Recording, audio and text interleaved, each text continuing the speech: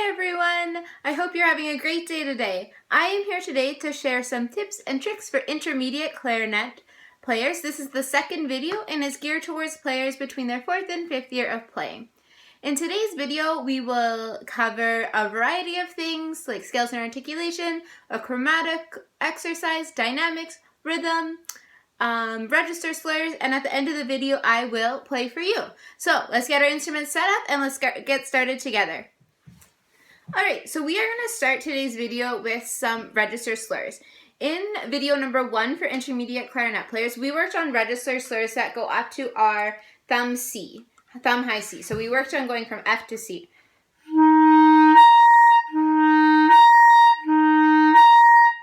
Now, there are notes that go above that C, but because we've ran out of fingers, we have to create another register key. And we do that by lifting our first finger. So the first note that goes above that thumb C is C sharp. So we start with, as if we were going to play a low A. We add the register key, and when you get an E, we already know that from last video. We add, then we take off our top finger, which is our next register key, and we get a high C sharp. So all together they sound like this.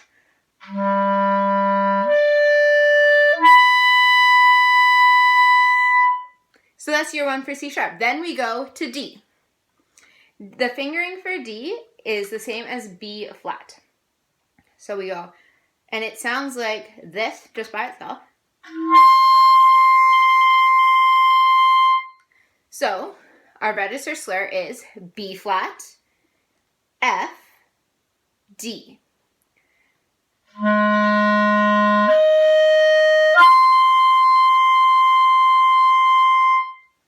If you're finding that your note is either going too high, you can use what we call a half pull, which means you just kick some of the air back in, and that might help you there. If you find that you're not getting the note, add your pinky, or if you're finding you're not getting it or it sounds really out of tune, add your pinky, and then it'll help it tune better. So let's do that one again.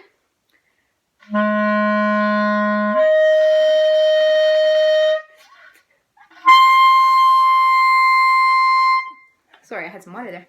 So then after D, we go to E, which is the fingering for E is this. So we start our register slur on C.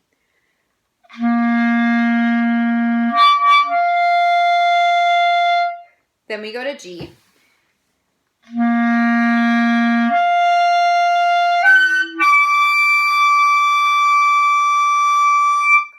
And then you get the high E. I'll do that one again. And like you can hear my notes cacking and cracking right now, yours will do the same thing because we talk about not changing your air, but sometimes with these notes that have less fingerings, we need to slightly adjust. So.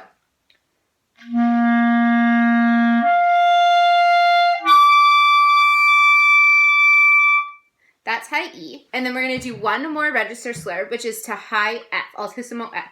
So that's the same fingering as C sharp or G sharp.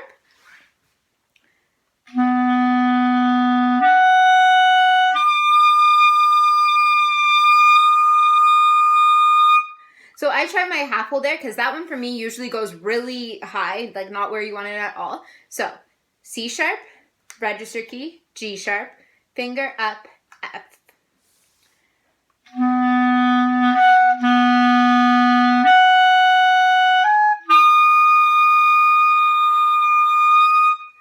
And that is our register slurs for the altissimo. That will be in a link below so you can look at them and practice them.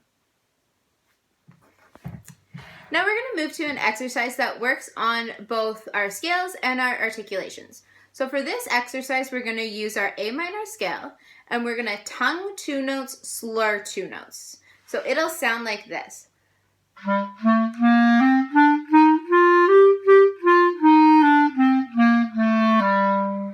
So tongue 2, slur 2. It's similar to in a previous video we did tongue 4, slur 4. This is just making your brain change quicker. So that's tongue 2, slur 2. You can do it the other way, slur 2, tongue 2.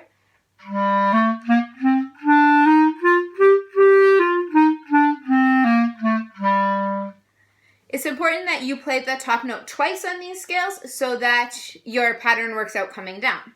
So that's tongue to, slur to. You can also change it so that your tongued notes are different. So we could do staccato. So staccato to, slur to.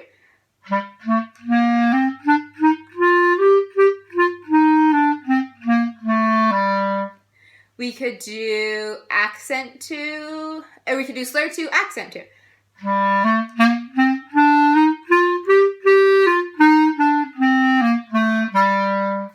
So however you want to change that, this is a great pattern because it's practicing our scales differently than just playing them up and down slurred or up and down tongued. We're having to switch our brain. So we did this activity in A minor today, but you can do it in whatever scale that you would like. So pick a scale, pick a combination of articulations, and there you go, just like that.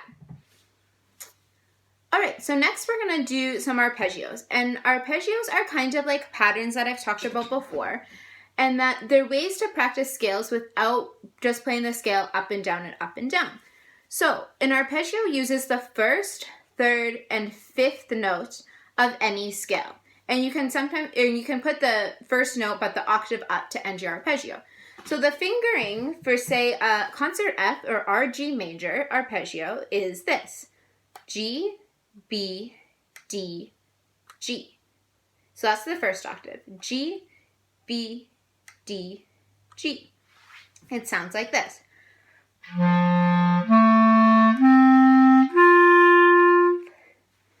And then we can do that arpeggio up another octave. So we have G, B, D, G, long B, D, G. That would sound like this.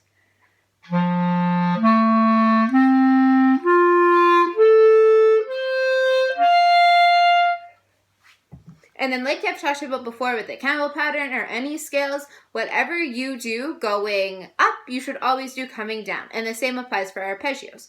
So then we will go G, D, B, G, D, B, G. It would sound like this.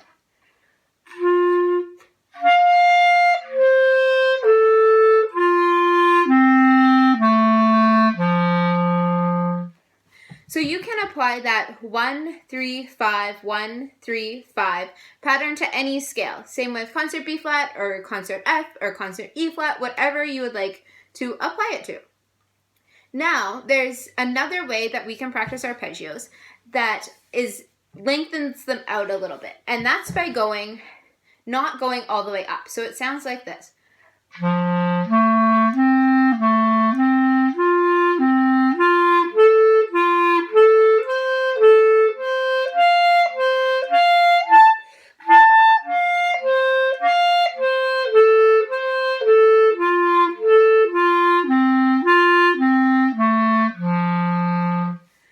So rather than doing one arpeggio and then doing the next, I invert the arpeggios. So I do like a regular G arpeggio first.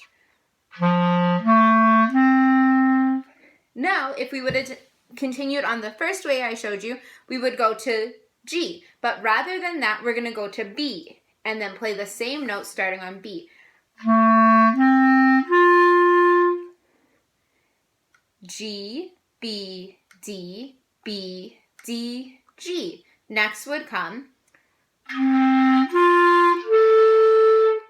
B, D, G, B. So it just helps you work through the arpeggio again. I've attached both of those patterns in a link below, so if you need to see it and see what I'm talking about and then come back and listen, you can do that. So here, I'll just play that extended pattern one more time for you.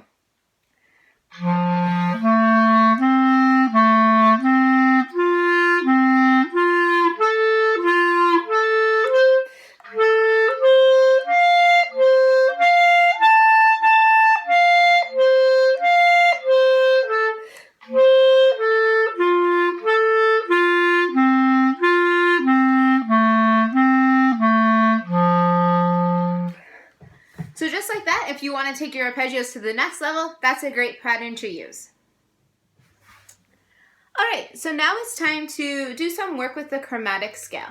If you watched the last video for intermediate clarinet players, we did the jump your fingers down activity where we started on thumb F and we jumped down the scale.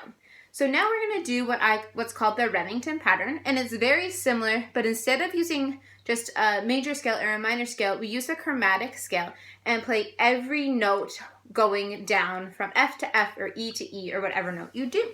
So it sounds like this.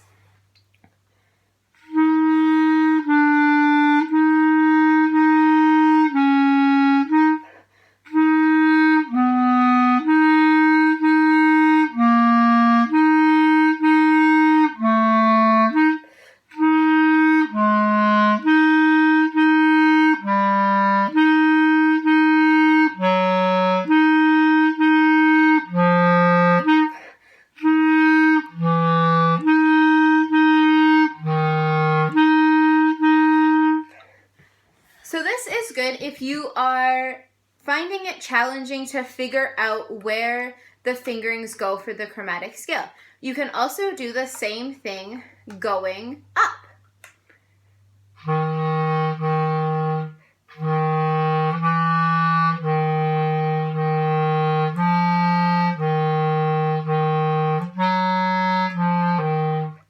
Just like that. So that's a great way to practice your chromatic scale. In a link below, I am going to share with you an etude that I have written to work on both dynamics and articulation. Because as we mature as musicians, we need to be able to do both of these things together. However, if at first you're struggling to do both of them, plus the notes and rhythms, consider doing one of the stylistic elements of this piece, and then adding the next one. So here is the etude that I have created to work on dynamics and articulation.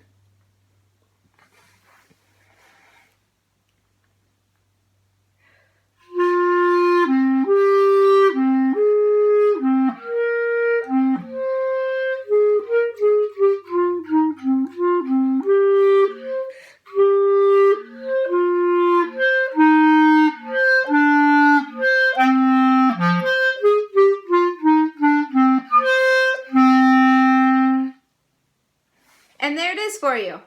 I hope you go and find this etude and try it for yourself.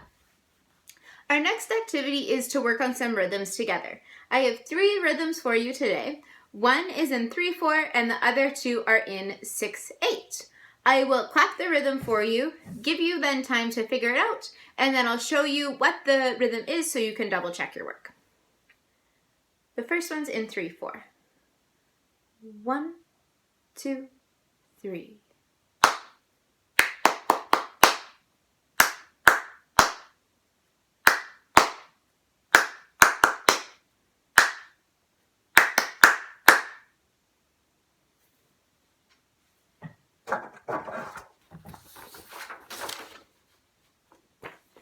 Here is the answer to the first rhythm.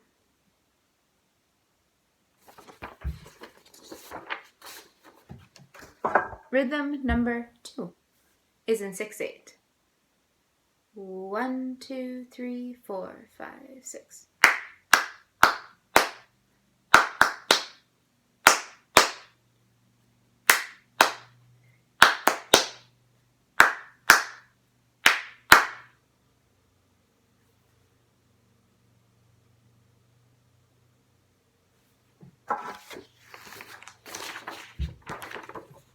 Here is rhythm number 2.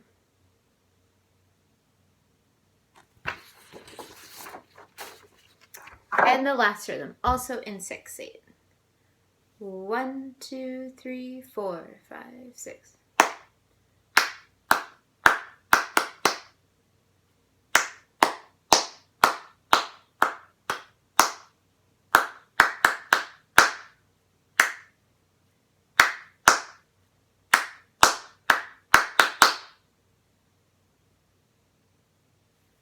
That one was a little bit trickier, so feel free to take the video back and try it again.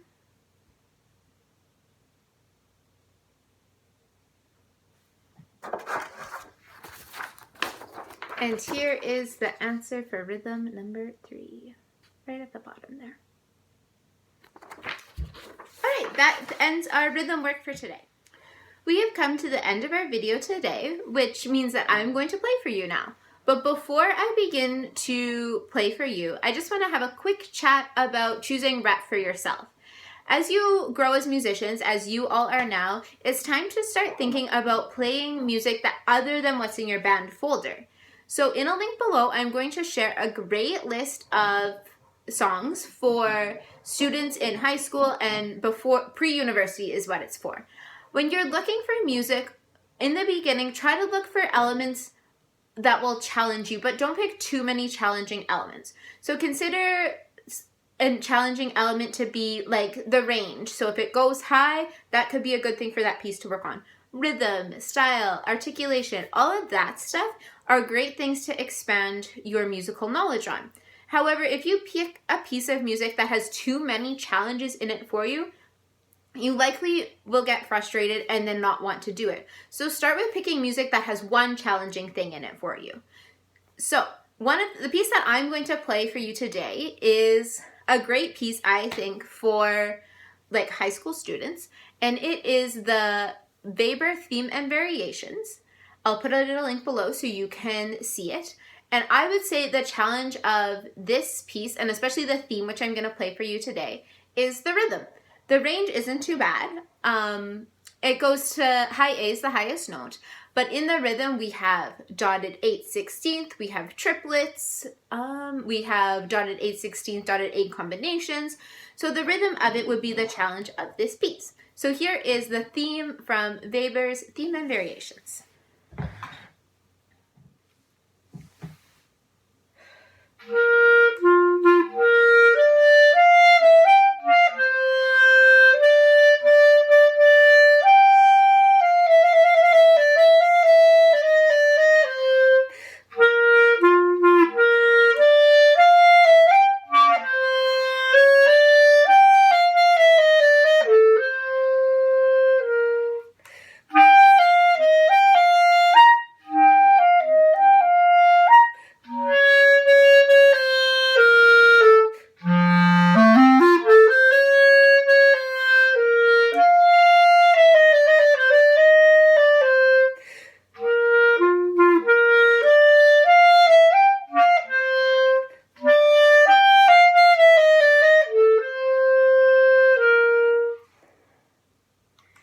Thanks for tuning in and making music with me today. Have a great day.